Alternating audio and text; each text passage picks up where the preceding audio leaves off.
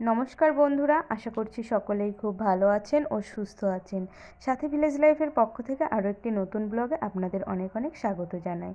তো আজ প্রায় 15 দিন বাদে এসেছিলাম কলেজে। তো এখনও পর্যন্ত ভালোভাবে ক্লাস শুরু হয়নি, তার জন্যই আর কি অনেকটা তাড়াতাড়ি এই যে বেরিয়ে এলাম।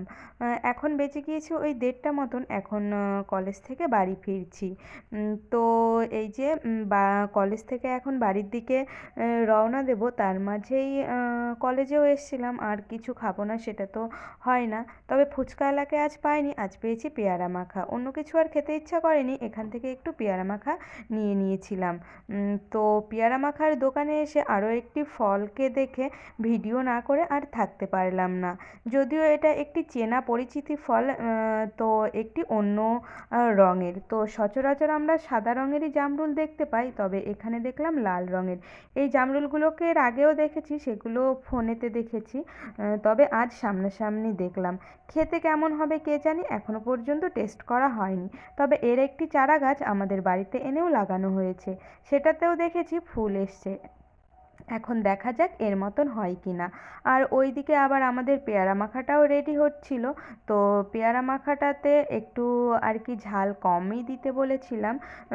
পেয়ারা মাখাটা খেতে খেতে যতই ঝাল কম দিতে বলি না কেন, ওই লাস্টে গিয়ে আর কি মুখে ঝাল লেগে যায়। তাই জন্য আজকে বলেছিলাম একটু কম করে ঝাল দিতে।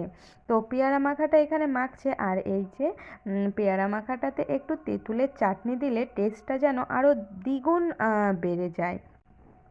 তো পেয়ারা মাখা হয়ে গেছে এখানে আমাদের, এখন নিয়ে আর কি বাড়ির দিকে ফিরবো। আবারও এক পাক আর কি এই জামরুলগুলোকে দেখে ফোনটাকে আটকে দিলাম আর কি। আর এত ভালো লাগছিল দেখে যেন চোখই সরাতে পারছিলাম না। তবে ফোনের থেকে আরও সামনে দেখে অনেকটা বেশি ভাল লাগছিল। তো এই যে পেয়ারা মাখাটা নেওয়া হয়ে গেছে, এখন বাড়ির দিকে ফিরবো। তো বাড়ির কাছাকাছিও চলে এসেছি। এখন এই যে রাস্তাতে আমি আর আমার ফ্রেন্ড মিলে পেয়ারা মাখাটা খাবো। তবে পেয়ারা মাখাটা নিয়ে অনেকটাই ঠকে গিয়েছিলাম মনে হচ্ছিল। পেয়ারাটা কেমন জানি আর কি কোষ্টি মতন ছিল, খেতে অতটাও ভালো লাগেনি যতটা পরিমাণে পেয়ারা মাখাটা খেতে ভালো লাগে। তো মুখের ভেতরে দিলে কেমন একটা অন্যরকম আর কি ভাব লাগছিল, তার জন্য খুব একটা খেতেও মন চাইছিল না। তো এই যে এতটুকুই ছিল ব্লগখানি, আপনাদের কেমন লাগলো অবশ্যই জানাবেন। আর ভালো লাগলে একটি লাইক করে দেবেন। আবারও খুব শিগগিরই